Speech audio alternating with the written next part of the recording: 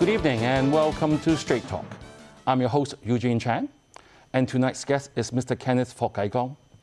He is the Vice President of the Sports Federation and the Olympic Committee of Hong Kong. He is active in community service, especially in sports development. He's also the Vice Chairman of the Elite Sports Committee and a member of the Sports Commission of the Hong Kong SAR government. He has been the Hong Kong chef de mission, leading our delegation to several previous Olympic Games during the Youth Olympic Games and the last Olympic Games in Rio in 2016. Yes. We have invited Kenneth tonight to talk about the Olympics, which is an iconic global sporting event. As we know, it is held every 4 years. The last one was in Rio 2016, and the 2020 Games is in Tokyo, which is postponed due to COVID. Olympics is not just a game for the athletes. It's a powerful way of uniting people. Tonight, we want to find out, will Hong Kong can-do spirit be reignited as our delegation participates in the game at the end of this week? So welcome, Kenneth. Thank you, Eugene. It's very happy to be here tonight. Thank you. Let's start to talk about the history of the Hong Kong Olympic Games. And as you know, Olympic has a special life in the life of the Hong Kong people. Yes. As you know, you see people gathering around the big screen to watch events and all that. What is your view of this game in Tokyo? I mean, how important is it to Hong Kong? Well, I think it's important for viewers to know a little bit about history. Yep. You know, as you mentioned, Hong Kong is in a very special place. Yes. Hong Kong, previously before '97, it was a colony of Britain. And now, of course, we are returned to the mainland China. In terms of a sporting landscape, we're in a very unique place. The Sports Federation Olympic Committee of Hong Kong was set up in 1950. And we were recognized by IOC as a territory back then in 1951. Some 60 years ago. And the first Olympic Games we participated in under Hong Kong was 1952. Back then, we only had 4 athletes representing Hong Kong. You know, fast forward this time to 2021, we are now competing under the flag of Hong Kong, China. And this year, we are sending a total of 46 athletes, which is the biggest delegation ever since the handover. So this is interesting period of, you know, Hong Kong as SAR, you know, to be honest, we only have 7 million people. And if we compare to other regions or even other countries of a population of 7 million people, we're not doing too badly. We're actually doing quite well with the numbers of participants and also medals. You know, the first medal we got was 96 yes. In windsurfing, Lei San, yes. everyone knows that, yes. You know, she's a household name. 8 years later, we got silver medal in table tennis. And then 8 years later after that in London, Lei Wai-si, in cycling, we got bronze medal. So looking back at the history, we're not doing too bad. And this time in Tokyo, it's especially meaningful because, as you mentioned, you know, the Olympics has never been postponed. It's been cancelled a few times, but due to world wars. Fingers crossed we won't have one of those again. But pandemic, it really was the first time. Even the Spanish flu, they didn't postpone the Olympics back in 1920, but 100 years later, we have a postponement. But really, as you mentioned, the can-do spirit. I've spoken to a lot of athletes. They of course, it affects them. You know, they don't train at peak level for 4 years. They slowly ram up. And suddenly they receive the news of postponement. I mean, they are taking it very positively. You know, they're re-strategizing. They are looking to really go for a medal this time. So we have a good chance, yes. Eugene. I think we're in a good shape, and most of the delegations already in Tokyo, and I think this is a special moment in Olympic history for Hong Kong. Right, Kenneth, I mean, I'm sure the viewers and I, we've been watching the news, and there was a recent ceremony where the flag presentation is to the team, and I understand this year it's already been announced who are the 2 flag bearers for us on the opening ceremony on the 23rd of July. Yes. And who are they? Jie Yingxue from badminton and Zhang Galong from fencing. Right. And I think the viewers would be interested to know Why are there two? Right? There are two. There used to be one. There used to be one. And as you mentioned in your opening statement, I think the Olympics is more than just sporting event. It's more than just 2 weeks of top competition. I think we would like to, or the Olympic movement would like to send a positive message through the games throughout the world. And one thing, of course, is equality. Right, gender equality. Yes. This is very important under Thomas Bach, the current president of IOC, his Olympic 2020 agenda. I think besides fair play and top-tier competition that we are used to, I think through the Olympics we are, the message of gender equality and also, and actually, to be frank, helping people in needs. I think this is not the first time, but Olympic Committee started a refugee team. So people with no nationalities, they also have a chance to partake in this top-level competition. So I think these are the message that, besides, the viewers will look for the intense competition. Right. But I think these messages are important to tell the public as well. Right, yeah. Kenneth, I mean, I'm sure the viewers will see that you're in the Hong Kong team uniform here, Yes, which I yes, specifically great. asked for it because I would say that in the past we have different leaders leading the sports era, and especially with you as a young person, it gives us a lot of hope for the future. Well, yeah. And also you're already the vice president of the Olympic Committee. Can you tell us what exactly does the Olympics Committee do in Hong Kong? Well, I think twofolds. I mean, first of all, known each other for a while. Yes. Young, still quite, still in a youthful stage. Let's put it this way. Yes. I've been involved since 2009. I think the main work, of course, people would know, is to bring the Hong Kong team abroad to competition. I think besides the Olympics, let's not forget there's also Asian Games. Actually, to us, Asian Games is even tougher because it's got more people.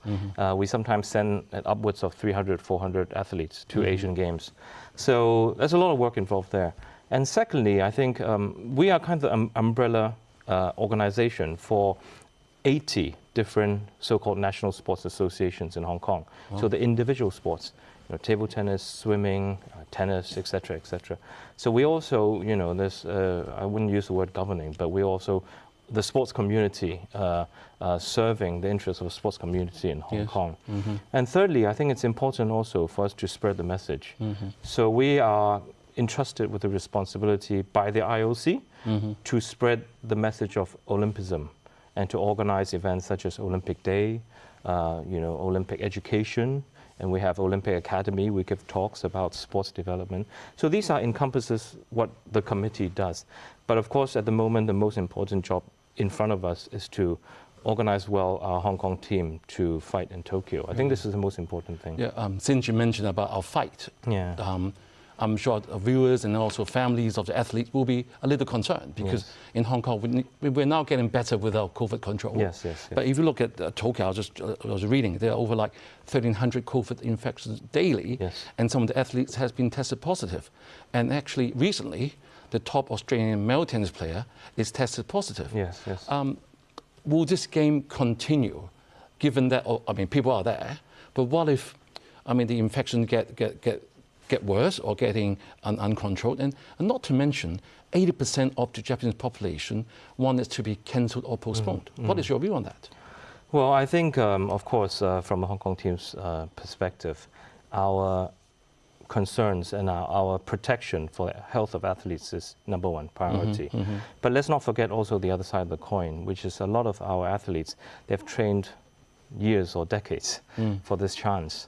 And if they were denied the chance to compete, I think at the same time it will be very unfair to them. Eugene, this is a very fine balance. Yes. No one has a crystal ball to say what's going to happen. And at this stage in time, we are seeing the openings in 5 days' time, on the 23rd. So personally, of course, I'm monitoring the situation very closely. I'm also concerned. We're seeing reports of possible positive infections in Tokyo. But at this point, I believe that the authorities and also our team officials within Tokyo has the capacity and experience to deal with it. And at the moment, we know there's a comprehensive playbook. Right. And there's a set of rules and regulations in place in order to curb the infections or to stop the spread, Right. basically. Yeah, Kenneth, with our 46 athletes over there and some people supporting them, do we have in place any special support for them over there from the Hong Kong side? I think from the performance side, we actually have quite an exciting initiative this year. Right. You know, as some viewers may not know, every Olympics, there's a limited of quota of supporting staff that could live in the village. And because Hong Kong, we are, you know, it's our largest team, but in the grand scheme of things, we're 40 athletes, it's not the biggest team. So we don't have that many support staff that could go. And this time, because of Tokyo, we started a new initiative. We started a Hong Kong Support House, Hong Kong Support Center outside the village. So we rented a place in conjunction with Sports Institute. They're sending 14 staff, including physiotherapy, even psychologists. Just in case they need some support. Yes, they will need support. I think now we are really sending a support center. So, you know, in Hong Kong, we have very good system of support. But once you're in competition, you want the same level of support. And that's what we're doing this time. So this support center will be in operation. Hopefully it will help every little bit for them to get their medal. Kenneth, it's about coming up to the break. But after the break, I'm going to ask you, because this year we know that there won't be any live spectators to the sports. And as you know, we played sports before. We love to be cheered by our fans. So after the break, we're going to talk about how we are going to help our Hong Kong team. Sure. Right, let's go for a break and we'll see you soon. Thank you.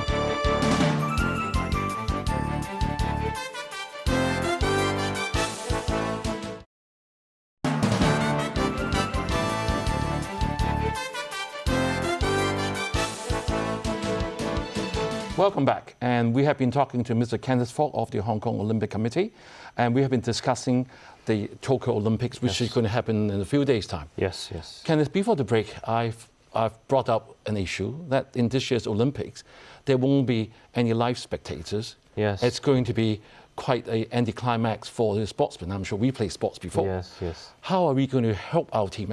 I mean, I'm most concerned about Hong Kong team. I want Hong Kong team to do well. Except I know that this year the Hong Kong government is going to provide free coverage to all the channels. Yes. I think this is a very important move. I think let's talk about the broadcasting. I mean, I think the government has policies to push sports and to popularize sports, and I think TV plays a large role. Media plays a large role. And previously, you know, it's maybe one TV station who covers it, but this time the government has decided to purchase the broadcasting right and give it free of charge to all the different stations, which I think is important. Yes. I think it's important because each station they have their own fans or their own way of interpreting the sports. So this time I expect more people will be watching the Olympics overall. And I know I've spoken to athletes, I mean, they'll be in empty stadiums, but because the government has done this initiative, they know that, you know, Hong Kong people will be cheering them on through the TV, and us as a committee, we want to convey all the messages of best wishes and well wishes from our citizens in Hong Kong. I think that's the least we can do. And second tier, I think besides the TV viewership, luckily Hong Kong, we have the pandemic quite under control at the moment. Luckily, fingers crossed. Yes. And I feel that as a Olympic Committee, we need to do something on the ground. So on the 23rd, so the opening night, we'll be partnering with West Kowloon, and we'll have a viewing as well as you can call it a viewing party or a show. That's beautiful. Yes. To you know, inviting, I'll have people from 18 districts. Each district coming, you know, sports fans, to cheer us on, and the images will be fed back to the TV stations, and everyone will see, you know, Hong Kong. It's really, you know, vibrant and ready to go. I think it's important. Thank you for bringing that to reality. And I think it's important. This is part of our work to promote the sports message. So I think it's not just the result. I think it's the process important in sports. You know, it's not just who gets the medal, but how they got there. And I think this we need to show people. No, you mentioned earlier in the first part, every 8 years we will tend to get a medal.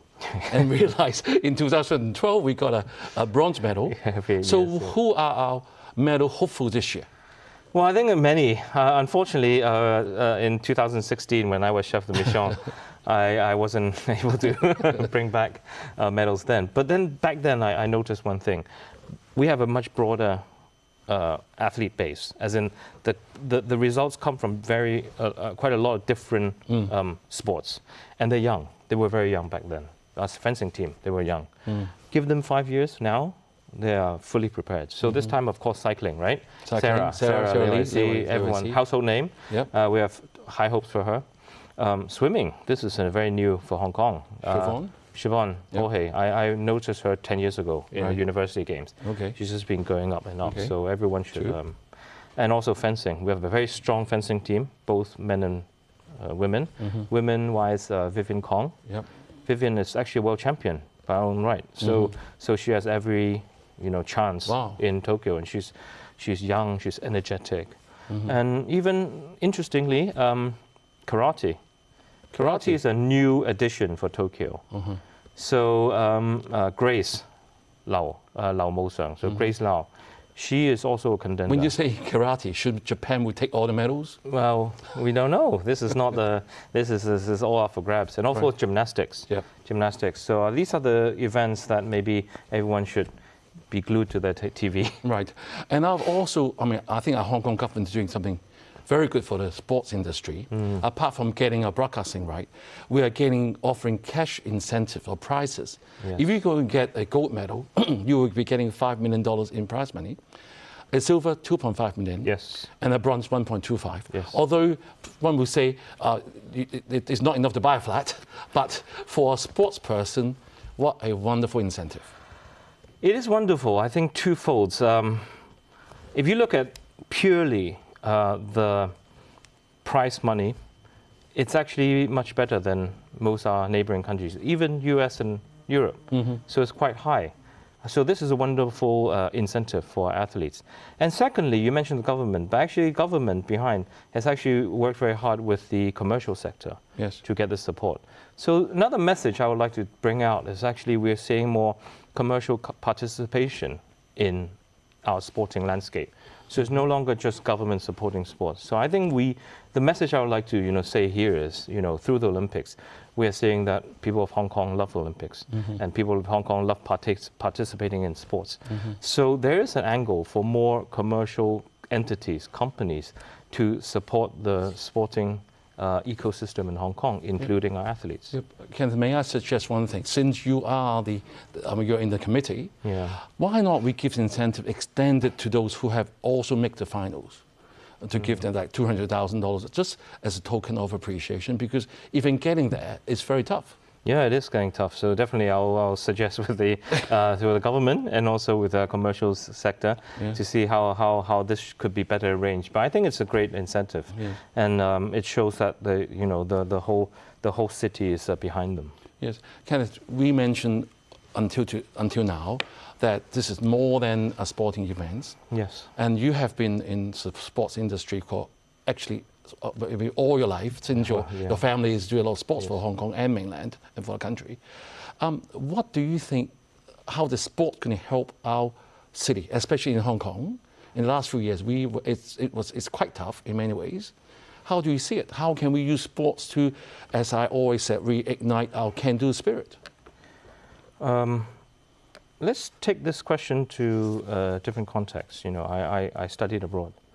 I studied in the UK for many years, and those who have been to the UK know how much sport is really woven into the social fabric. It's part of life. Yes. It's what gets people together, what bonds, father and son. They watch a game on the weekends. So again, I think sports in Hong Kong is important because over the past 2 years, it's been tough. We've seen social unrest, we've seen pandemic. First of all, we need good news. I think we need good news, that's number one. And number two, I really hope that people or families can participate in sports more, not just because of the healthy body, but I believe it can help them, to relieve stress for the bonding, peer-on-peer bonding, peer-to-peer bonding, and also the social kind of positivity. I think this is what sports can give. When you go to a sporting event, it's always happy. You go to the rugby sevens, it's a happy occasion. Exactly. So I think this is the first level. But second level, I believe that sports can be an important contribution to Hong Kong's GDP as we move forward. We always talk about the Hong Kong. We need to be a diverse economy, beyond the usual, tourism, beyond the usual finance yes. and tech. Now, I think sports could play a major role. So I think this is a point or the direction I believe the government or the society should be going, not just as in just a sporting event by itself, but how to leverage on the sporting event to help economy, to help the tourism industry, to help the restaurant business. I think this is something that we could explore more. Yeah, Kenneth, I also read in the papers that, Mrs. Carrie Lam has said that the government has injected over $700 million into the Hong Kong Sports Institute. Yes. As a member of the sports sector, are we giving you enough or always welcome more? Well, of course, not just the sports sector. Every sector will always welcome more. But I think to reflect that, I think the Sports Institute has done an excellent job. At the moment, we have over 20 Tier A elite sports and 13 Tier B elite sports. And we have over 500 full-time athletes. And this is reflected with the medals we get, So I think this is a good continuation of our results. But I think we must look beyond, not just for the elite athletes. I think we should look at the whole sporting industry itself. So, the government is always going to be the lead entity to support sports. But I hope there should be more, as in commercial side, the commercialization of sports, to help us go further. And let's not forget, we're not just Hong Kong. Now, we must integrate into the Greater Bay Area. And I know the mainland China government, they have lots of ambition for sports industry development. So we should jump on the boat earlier and really try to push it that way. Kenneth, you have advocated commercialization of sports. And how difficult is it going to be in Hong Kong? It sounds great. How is it going to happen? Will it happen? I think it's about time we should re-look at the sports policy and really think how we could do more under, say, the 14th five-year plan. Right. The current three stem of sports policy, the elite side, the mega event side, and also the popularization side, has been written on paper since 2003. It's almost 20 years. Lots have changed since 20 years ago. And I think maybe through this Olympics and through this experience, we can look at it and see where we should continue. I think commercialization is one thing. And I think with COVID, I think we should really look at also education, how sports can really be in school. Can the school curriculum, syllabus, can have more sporting integration. So these are things that we should really seriously look at and plan for the next 5 to 10 years. Right. So, Kenneth, thanks for being our guest tonight. We have been very privileged to hear your first-hand experience of the Olympics and how our team is doing. You have a very unique perspective because you've been there, I haven't. Your other half, Kwok Ting Ting, being a 4-time gold medalist, and your involvement in the development of the sports sector in Hong Kong. And I want to appeal to all of you in Hong Kong. Let's get behind our Olympic team and reignite our can-do spirit. Ken, shall we shout a slogan? Go Hong Kong team, get Hong Kong moving. Good night. And goodbye.